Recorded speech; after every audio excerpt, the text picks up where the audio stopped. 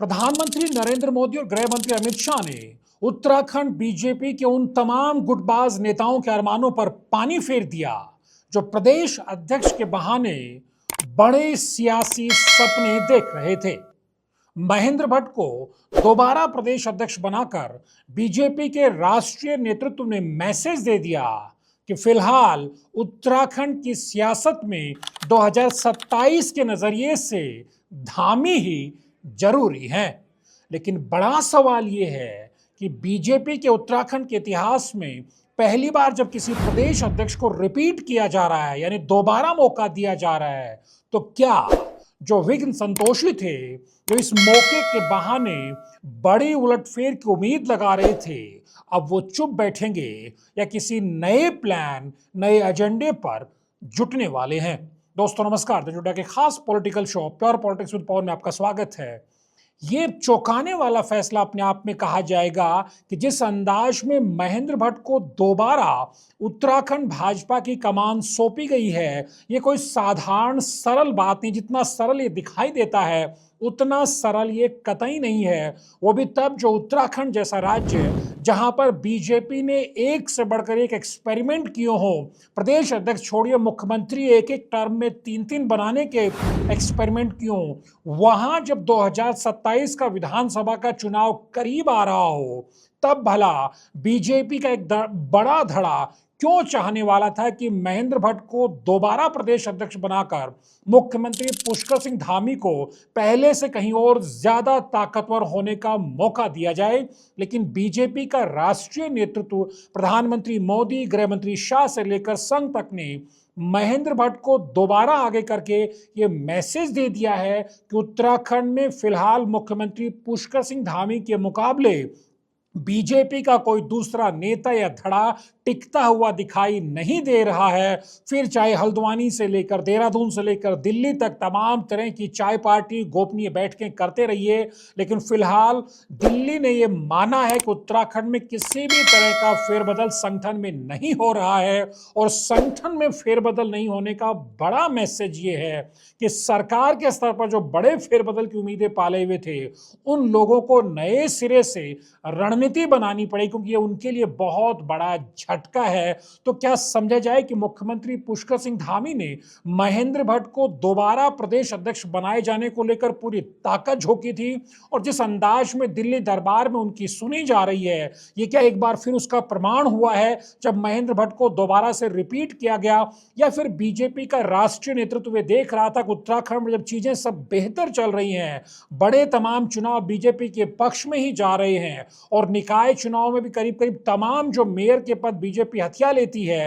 या बीजेपी की जीत हो जाती है, उसके बाद क्या समझा जाए कि संगठन के स्तर पर किसी तरह का फेरबदल की तस्वीर दिखाई दे नहीं रही थी, बन नहीं रही थी? या फिर बीजेपी ने यह भी मैसेज देने की कोशिश की है कि जो मुख्यमंत्री पुष्कर सिंह धामी के विरोधी हैं वो जरा थोड़ा सा ठंडा पड़े, थोड़ा शांत बैठे, अभी ऐसा कुछ भी नहीं होने वाला है कि उनके अंदर जो सियासत की बड़ी कुर्सी को लेकर के जो सपने हिलोरे मार रहे हैं वो एक तरह से परवान चढ़े? कुल मिलाकर के राज्य बनने के बाद ये पहला मौका है जब बीजेपी ने अपने प्रदेश अध्यक्ष को रिपीट कर दिया। हालांकि जो पिछली बार जब महेंद्र भट्ट प्रदेश अध्यक्ष बने थे तो वो चुनाव के माध्यम से नहीं बने थे, लेकिन इस बार उनको चुनाव के जरिए अध्यक्ष की जिम्मेदारी सौंपी गई है। यानी अब उनके ही नेतृत्व में बीजेपी संगठन 2027 का विधानसभा चुनाव लड़ने वाला है। जी हां, 2027 का वही चुनाव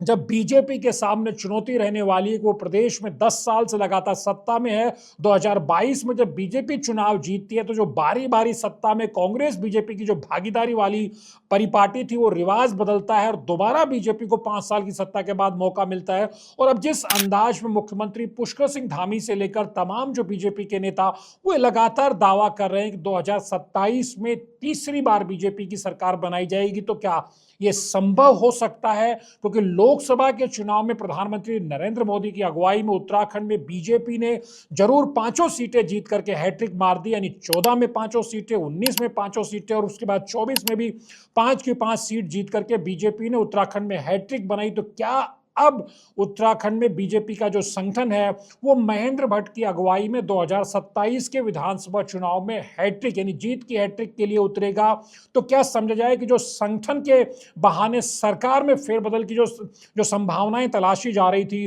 उनको भी बीजेपी के राष्ट्रीय नेतृत्व ने, मोदी शाह ने विराम दे दिया है और मैसेज दे दिया है कि मुख्यमंत्री पुष्कर सिंह धामी और संगठन के सूरमा के तौर पर महेंद्र भट्ट की अगुवाई में ही बीजेपी 2027 का चुनाव लड़ने जा रही है। इसमें किसी तरह का शक शुबा नहीं है। यह अलग बात है कि अभी तक जो 5 मंत्री पद धामी कैबिनेट में रिक्त हैं, उनको लेकर के क्या फैसला बीजेपी का राष्ट्रीय नेतृत्व लेता है, ये अपने आप में बड़ी बात और देखने वाली बात है। हालांकि कुछ जानकार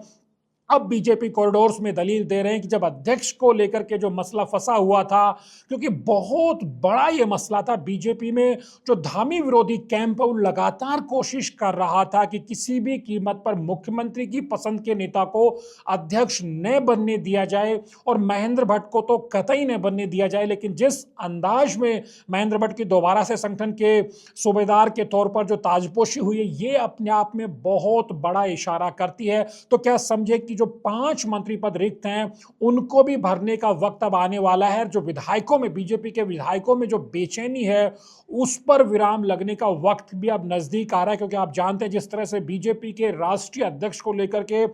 मसला मोदी शाह वर्सेस संघ को लेकर के जो बनाया जा रहा था, वो अब सुलझता हुआ दिखाई दे रहा है। क्योंकि जब उत्तराखंड समेत जब इन 3 राज्यों में नए प्रदेश अध्यक्षों का चुनाव हो जाएगा, उसके बाद 2 राज्यों में और नए प्रदेश अध्यक्ष बनते ही बीजेपी के जो राष्ट्रीय अध्यक्ष के चयन को लेकर के, चुनाव को लेकर के जो 19 राज्यों में संगठन के गठन का जो एक तरह से तकनीकी फॉर्मूला है, जब वो पूरा हो जाएगा, वो डिमांड पूरी हो जाएगी, तो क्या आने वाले दिनों में जब संसद का सत्र शुरू होने वाला, उससे पहले पहले बीजेपी को नया राष्ट्रीय अध्यक्ष मिल जाएगा? तो क्या नए राष्ट्रीय अध्यक्ष आने के बाद या उसके आसपास उत्तराखंड में भी जो धामी कैबिनेट में विस्तार होने वाला है, क्या कुछ मंत्रियों की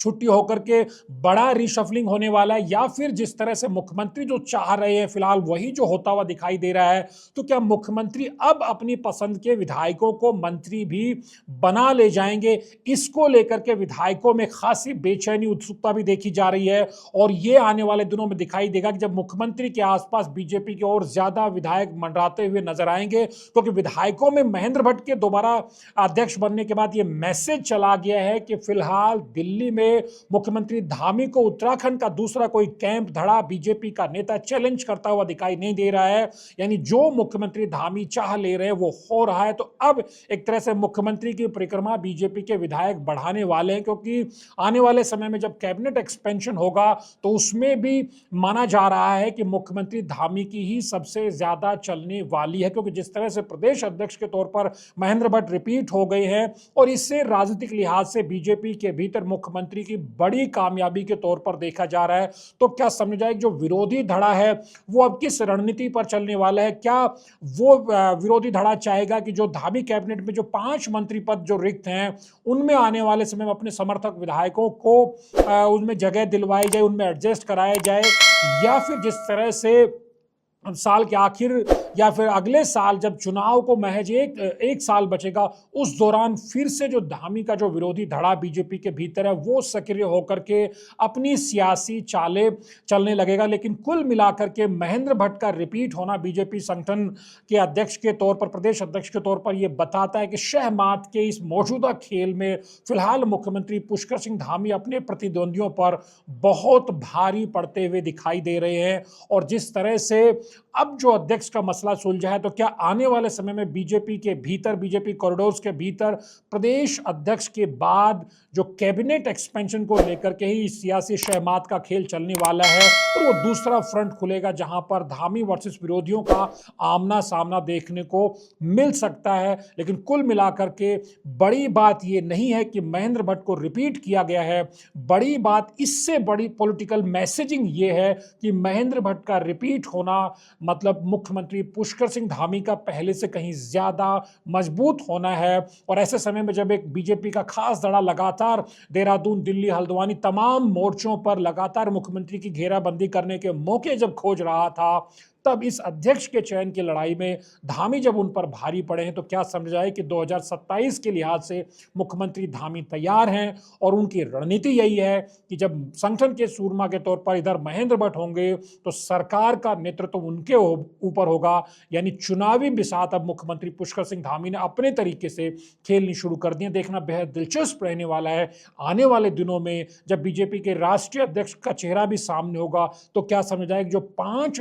रिक्त पद है धामी कैबिनेट में उनको भरने में भी मुख्यमंत्री धामी सबसे ज्यादा अपनी चला पाते हैं कि नहीं चला पाते। धनुष जड्डा की वीडियोज को लाइक कीजिए, शेयर कीजिए और चैनल को सब्सक्राइब करना मत भूलिए। नमस्कार।